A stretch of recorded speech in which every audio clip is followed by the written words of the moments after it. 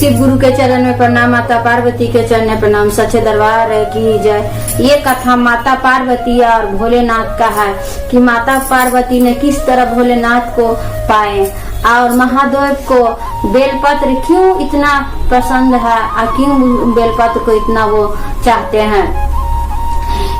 इस चैनल को सब्सक्राइब भी कीजिएगा और इस कथा को सुनने से आपको लगेगा कि महादेव को बेलपत्र चढ़ाने से उनका प्रेम भाव सभी को मिलता है, हमें भी मिलेगा और आपको भी मिलेगा। जब भी बेलपत्र चढ़ाइए तो उसका चढ़ाने का विधि जरूर सुनिए इस कथा में।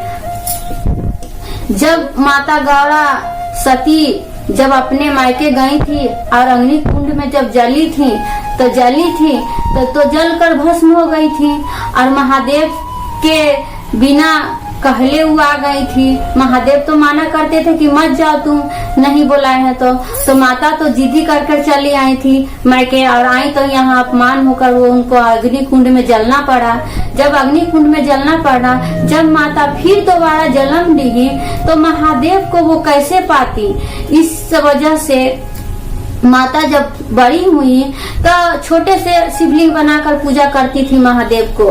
तब महादेव नहीं मिले दोबारा में, तब माता सोची कि अब क्या करे कि महादेव को पाने के लिए, और उनको एनी टाइम महादेव का भाव आता था।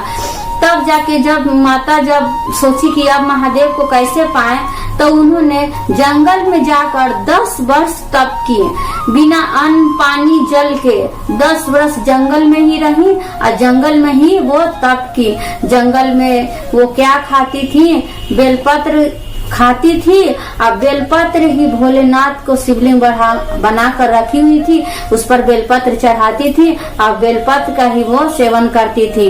वो 10 बरस बेलपत्र खाकर महादेव का तप की और तब महादेव को जल और बेलपत्र ही चढ़ाती थी। तब महादेव देखे कि गौरा तो 10 बरस बेलपत्र खाकर मेरे लिए जंगल में तप कर रही। और तब महादेव को लगा कि जब माता कर रही पार्वती जब बेलपत्र खा के 10 बरस हमको पाने के लिए बेलपत्र खा के रही हैं तो वो बेलपत्र मेरे लिए कितना प्रिय होगा।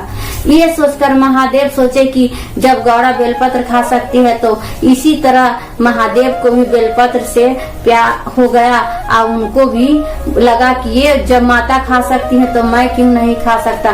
गौरा जी जब मेरे लिए बेलपत्र खा सकती हैं तो हम भी महादेव के लिए वो बेलपत्र काटी कि खाई और महादेव पर चढ़ाती थी, खाती थी और बेलपत्र महादेव पर चढ़ाती थी। महादेव भी सोचे कि जब गौरा खाती है तो हम क्यों ना खाएंगे, इसीलिए बेलपत्र जो है महादेव का प्रिय हो गया और महादेव इसको खाने लगे। और महादेव पर जब भी बेलपत्र चढ़ाइए तो पीछे का जो डंटी रहता है उसको तोड़ कर ही चढ़ाइए और उसमें ओम नमः शिवाय लिख कर ही चढ़ाइए।